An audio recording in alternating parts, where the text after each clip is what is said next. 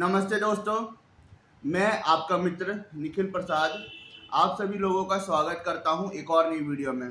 तो दोस्तों, आज की वीडियो का टॉपिक बहुत ही ज़्यादा इम्पोर्टेंट होने वाला है और आज इस वीडियो में मैं आप सभी लोगों को स्पीच थेरेपी के बारे में बताऊंगा कि स्पीच थेरेपी क्या होती है और क्या स्पीच थेरेपी लेनी चाहिए या नहीं लेनी चाहिए, इस पर भी मैं आपको कुछ इम्पोर्टेंट बातें बताऊंगा। तो अंत तक इस वीडियो में बने रहें क्योंकि हो सकता है कि इस वीडियो के अंत तक आपको बहुत कुछ महत्वपूर्ण जानकारियां जानने को मिले। तो दोस्तों, पहले बात करते हैं स्पीच थेरेपी के बारे में, यह क्या होती है। दोस्तों, स्पीच थेरेपी एक जो है थेरेपी है या बोल सकते हैं कि एक टेक्निक है जिससे आप अपनी स्पीच में जो भी डिस्फ्लुएंसी है ना, उसको आप ठीक कर सकते हैं स्पीच थेरेपी के माध्यम से। अगर मैं एक लेमन लैंग्वेज में आपको समझाने की कोशिश करूं तो स्पीच थेरेपी में क्या होता है कि आपका जो रॉन्ग वे ऑफ स्पीकिंग है, पैटर्न है, उसको बदलने की कोशिश की जाती है और उसको स्लो डाउन करने की कोशिश की जाती है जिससे कि आपको बहुत ज़्यादा बोलने में मुश्किलें ना आए। जैसे कि बहुत सारे लोग बिना बिना रुके अनकंट्रोल्ड वे में बोलते हैं, है ना, बहुत ज़्यादा अटक अटक के हकला हकला के बोलते हैं। तो स्पीच थेरेपी में क्या होता है कि उनको सिखाया जाता है कि आप उस शब्द को थोड़ा सा धीरे से, आराम से और जो है टेक्निक के साथ बोलिए। इससे क्या होगा कि स्पष्ट रूप से वो आपके मुंह से बाहर निकल पाएगा और सामने वाले को भी आसानी से वो चीज़ समझ में आ पाएगी और आपको भी बोलने में सहूलियत होगी। तो इससे क्या होता है कि बोलने वाले को थोड़ा सा आराम मिलता है और उसका बोलने का पैटर्न चेंज होता है और साथ ही साथ वह थोड़ा स्लो डाउन भी हो जाता है। तो इस ढंग से अगर उसे अभ्यास करने को बोला जाए स्पीच थेरेपी में तो इसको करते करते उसके स्पीच पैटर्न में बहुत सारा इम्प्रूवमेंट आता है और बहुत कुछ चेंजेस देखने को मिलता है। बहुत सारे लोग स्पीच थेरेपी में मानते हैं, बहुत सारे लोग स्पीच थेरेपी में नहीं भी मानते हैं। तो इस वीडियो में मैं बताऊंगा कि क्या आपके लिए स्पीच थेरेपी लेना आवश्यक है या नहीं है, क्या इसे लेना चाहिए या नहीं लेना चाहिए। तो दोस्तों, अगर मैं अपना पर्सनल ओपिनियन बताऊं कि अगर किसी को बहुत ज़्यादा सीवियर एंग्जाइटी और सीवियर स्टैमरिंग की इशू है तो उस केस में स्पीच थेरेपी लेना बहुत ही ज़्यादा आवश्यक है, क्योंकि सीवियर स्टैमरिंग जो है छोटी मोटी समस्या नहीं है, यह बहुत बड़ी समस्या है। समझ लीजिए कि कोई आपसे नाम ही पूछने आ रहा है और आप अपना नाम भी नहीं बता पा रहे हो, तो कैसे करके आप कोई भी काम को कर पाओगे। तो सीवियर स्टैमरिंग इशू को कभी भी नज़रअंदाज करके नहीं रखना चाहिए, है ना। सीवियर स्टैमरिंग इशू जो है उसके साथ आप लंबे वक्त तक जी नहीं पाएंगे। आपको कभी ना कभी उस सीवियर स्टैमरिंग इशू को सॉल्व करना ही पड़ेगा लाइफ में और सब आपसे एक्सपेक्टेशन रखेंगे कि आप कम से कम इतना फ्लुएंट बोले कि सामने वाले को समझ में आ पाए। भले आप जो है 100% फ्लुएंसी से ना भी बोले, पर कम से कम इतनी फ्लुएंसी से बोल पाए कि सामने वाले को आपकी बात स्पष्ट रूप से समझ में आ जाए और आपको बहुत ज़्यादा डिसफ्लुएंसी का सामना ना करना पड़े। तो जो लोग को सीवियर स्टैमरिंग इशू है तो मेरा जो है पर्सनल रिकमेंडेशन है उन लोगों को कि आप जो है स्पीच थेरेपी अवश्य लें, है ना, जल्द से जल्द लें। क्योंकि अगर आपको सीवियर स्टैमरिंग की इशू है तो स्पीच थेरेपी से ही आपको इम्प्रूवमेंट मिल सकती है ना। मैं ऐसा बिल्कुल भी नहीं बोलूँगा कि स्पीच थेरेपी लेते ही आप 101% ठीक हो जाओगे। नहीं, स्पीच थेरेपी का रियलिटी यह है कि अगर आप स्पीच थेरेपी लेते हो तो आपको अपनी स्पीच पैटर्न में थोड़ा सा इम्प्रूवमेंट देखने को मिलेगा, है ना। आपका स्पीच थोड़ा सा स्लो डाउन होगा और स्पीच पैटर्न थोड़ा सा इम्प्रूव हो जाएगा। यानी जो शब्द आप बहुत ज़्यादा अटक अटक के एफर्ट लगा करके बोलते थे, अब वह जो है आप आराम से, आराम, है ना, और बहुत ही कंफर्ट लेवल के साथ आप बोल पाओगे स्पीच थेरेपी के बाद में।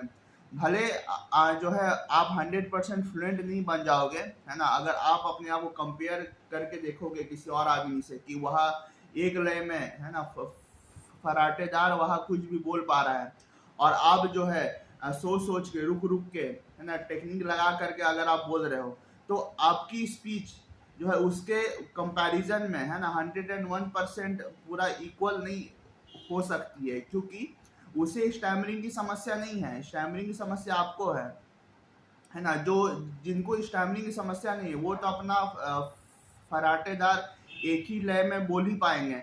पर आप अगर स्पीच थेरेपी के बाद अपने आप को कंपेयर करके देखोगे उस लोगों से, तो आपको ज़्यादा इम्प्रूवमेंट नहीं लगेगा, पर आपको बस इतना ही इम्प्रूवमेंट लगेगा कि आप अपनी बातों को स्पष्ट रूप से बोल पाओगे और आपको बहुत ज़्यादा एफर्ट लगा के बोलना नहीं पड़ेगा। बस स्पीच थेरेपी से आपकी इतनी ही मदद हो पाएगी, है ना। और आप सीवियर स्टैमरिंग इशू से आप एक जो है एक ऐसे लेवल में पहुंच जाओगे जहां पर कि आप कम से कम बोल पा रहे हो और माइल्ड स्टटरिंग आपको फिर भी होगी।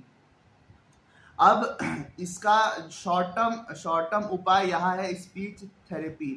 पर एक बार जब आप एक ऐसे लेवल में पहुंच जाओ जहां पर आपको बहुत ज़्यादा सीवियर एंग्जाइटी, सीवियर स्टैमरिंग नहीं हो रही है, आप कम से कम बोल पा रहे हो 80%, 75% आप सही बोल पा रहे हो, पर 20% में आप अटक जा रहे हो, तो उस केस में, उस लेवल में आप क्या कर सकते हो कि आपके लिए सेल्फ हेल्प और जो है सेल्फ प्रैक्टिस बहुत ज़्यादा आवश्यक है for a long period of time. Speech therapy से आप जो है थोड़ा सा सीवियर स्टैमरिंग से बाहर तो आ जाओगे, पर लॉन्ग टर्म में आपका स्पीच को मेंटेन रखने के लिए सेल्फ प्रैक्टिस बहुत ही ज़्यादा आवश्यक है। अगर आप सेल्फ प्रैक्टिस नहीं करते हो और स्पीच थेरेपी लेकर के अगर छोड़ देते हो ऐसे ही, तो आपको दोबारा से स्पीच थेरेपी लेनी पड़ जाएगी, है ना। क्योंकि स्पीच थेरेपी के बाद स्पीच थेरेपिस्ट भी आपको वही सिखा देगी जो भी मैंने आपको सिखाया है ना, जो भी मैंने आपको बातें बताई है, आप उसको प्रैक्टिस करते रहिए। और इस चीज को करते करते आपकी स्पीच इतनी फ्लुएंट हो जाएगी कि आपको यहाँ प्रॉब्लम ज्यादा परेशान नहीं कर पाएगी। तो स्पीच थेरेपिस्ट का भी वही कहना होता है कि आप मुझसे स्पीच थेरेपी लीजिए, है ना, और फिर आपको आपकी जो सीवियर स्टैमरिंग इशू है वो थोड़ी सी माइल्ड स्टैमरिंग बन जाएगी। भले आप जो है बहुत ज़्यादा फ्लुएंटली और कॉन्फिडेंटली तब भी बात नहीं कर पाओगे, पर आप जो भी बोल पाओगे वो स्टैमर फ्री होके बोल पाओगे, धीरे धीरे आराम से, और आपको बहुत ज़्यादा सीवियर स्टैमरिंग नहीं होगी, आपको बोलने में स्ट्रगल महसूस बिल्कुल नहीं होगी। पर उसके बाद आपको सेल्फ प्रैक्टिस करते रहना होगा। अगर आप सेल्फ प्रैक्टिस नहीं करते हो और वही लेकर के अगर छोड़ दोगे, तो आपकी स्टैमरिंग बिल्कुल जीरो पे आ जाएगी, है ना। आपकी जो इम्प्रूवमेंट है बिल्कुल जीरो पे आ जाएगी और फिर से आपको स्पीच थेरेपी लेके जीरो से स्टार्ट करते हो आगे बढ़ना होगा। तो इसमें जो है स्पीच थेरेपी भी बहुत ज़्यादा रिक्वायर्ड है, अगर उन लोगों के लिए खासकर जिन लोगों को सीवियर स्टैमरिंग की इशू है। फिर जो लोग सीवियर स्टैमरिंग इशू से बाहर निकल गए हैं उनके लिए सेल्फ प्रैक्टिस बहुत ज़्यादा रिक्वायर्ड है। अगर सेल्फ प्रैक्टिस वो लोग नहीं करते हैं, वो लोग लोगों के सामने जा करके नहीं बोलते हैं या अपने स्पीकिंग मैकेनिज्म का यूज़ नहीं करते हैं, फिर से अपने कंफर्ट जोन में आ करके बैठ जाते हैं और ज़्यादा इंटरेक्शन नहीं करते हैं लोगों के साथ में, तो क्या होगा कि ऐसा करने की वजह से उनको दोबारा से परेशानी आना शुरू हो जाएगी और वहाँ देखेंगे कि दोबारा से उनको जो है पहले टाइप जो है परेशानी फेस हो रही है।